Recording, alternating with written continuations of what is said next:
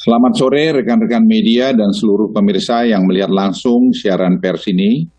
Dan saya minta maaf juga atas keterlambatan ini karena masalah teknis. Assalamualaikum warahmatullahi wabarakatuh. PPKM di Jawa Bali telah berlangsung selama 15 hari sejak tanggal 3 Juli. Tujuan dari PPKM ini adalah untuk menurunkan aktivitas dan mobilitas masyarakat guna mengendalikan penularan dari varian Delta yang saat ini melanda kita. Yang sama kita ketahui 7 kali lebih menular. Saya ulangi, 7 kali lebih menular dibandingkan varian sebelumnya. Telah ada berbagai kemajuan dalam hal penurunan mobilitas dan aktivitas masyarakat, dan hasil monitoring kami terhadap indikator Google Traffic, Facebook Mobility, dan indeks cahaya malam telah terjadi penurunan yang cukup signifikan terhadap penurunan mobilitas dan aktivitas masyarakat. Ini terus terang saja memberikan harapan kepada kita semua bahwa penularan varian Delta ini bisa kita turunkan. Namun penurunan mobilitas dan aktivitas masyarakat ini tidak serta-merta langsung menunjukkan penambahan kasus. Walaupun 3 hari kebelakangan ini terlihat data-data sudah mulai membaik. Karena ada masa inkubasi penularan yang telah terjadi sebelumnya dan berbagai faktor lain. Hasil penelitian dari berbagai institusi dibutuhkan waktu kurang lebih 14-21 hari. Saya ulangi, dibutuhkan waktu kurang lebih 14-21 hari untuk kemudian penambahan kasus ini bisa mulai flattening atau mulai rata dan menurun. Hal itu sangat mungkin terjadi jika kita semua konsisten terhadap pelaksanaan PPKM ini. Bukanlah pilihan yang mudah bagi pemerintah untuk memutuskan PPKM ini.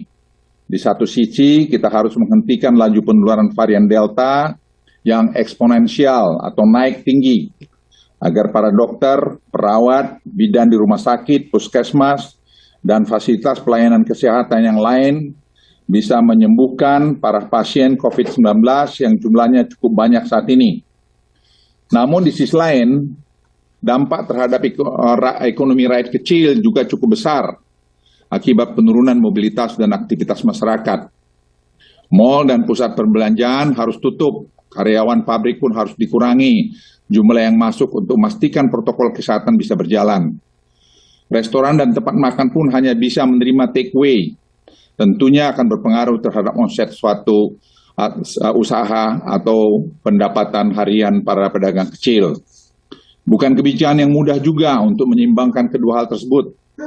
Tapi pemerintah memutuskan bahwa PPKM ini perlu kita ambil untuk menghentikan laju penularan varian Delta. Untuk meringankan beban rakyat yang terdampak PPKM ini, Bapak Presiden telah memerintahkan kami, para menterinya, untuk memberikan tambahan bantuan dari pemerintah yang bisa diberikan untuk meringankan beban akibat PPKM ini. Pemerintah akan memberikan bantuan sosial tambahan sebesar 39,19 triliun untuk masyarakat yang akan dikucurkan segera oleh Menteri Keuangan dan Menteri Sosial. Bantuan itu meliputi, pertama, pemberian beras Bulog 10 kg untuk 18,9 juta keluarga penerima manfaat KPM. Kedua, bantuan sosial tunai 10 juta KPM. Ketiga, pemberian tambahan ekstra 2 bulan untuk 18,9 juta KPM sembako. Keempat, bansos tambahan untuk 5,9 juta KPM usulan daerah. Keenam, tambahan anggaran untuk kartu prakerja senilai 10 triliun. Dan juga subsidi listrik rumah tangga untuk 450 volt dan 900 volt diperpanjang 3 bulan sampai Desember 2021. Selanjutnya, perpanjangan subsidi kuota internet bagi siswa, mahasiswa, guru, dosen selama 6 bulan.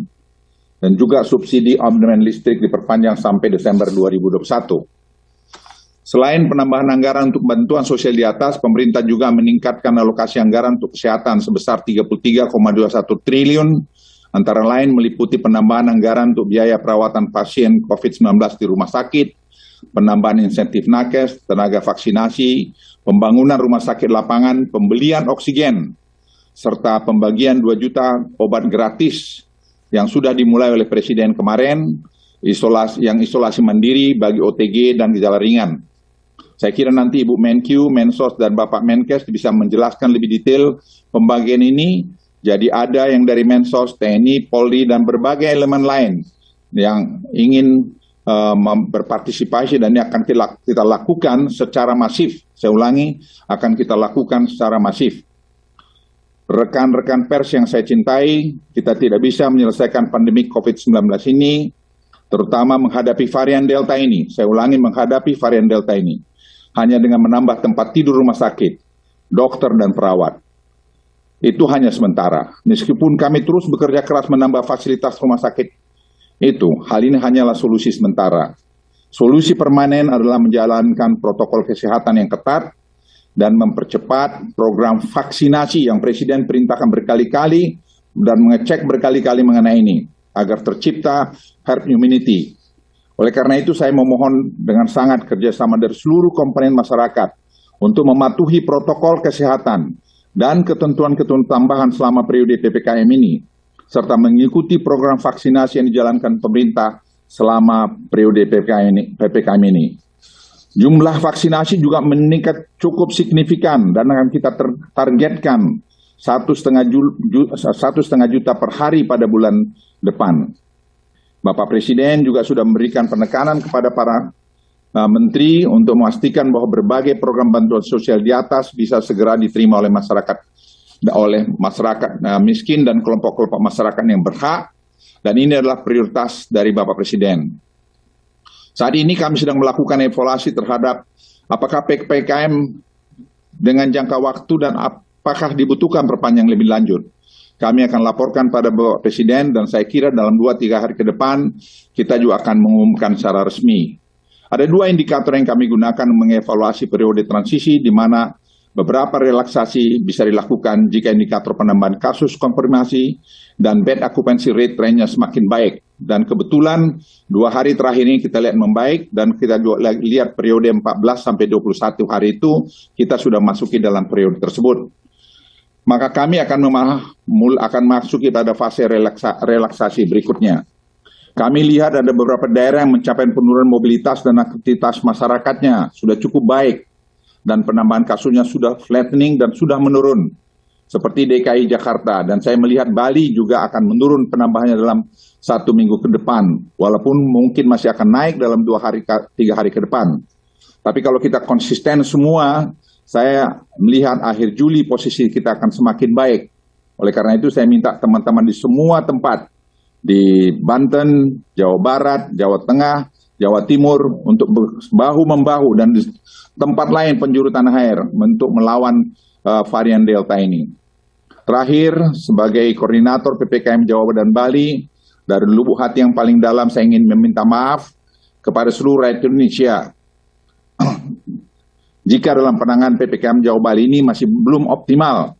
Saya bersama jajaran dan menteri kepala lembaga terkait akan terus bekerja keras untuk memastikan bahwa penyebaran varian Delta ini bisa diturunkan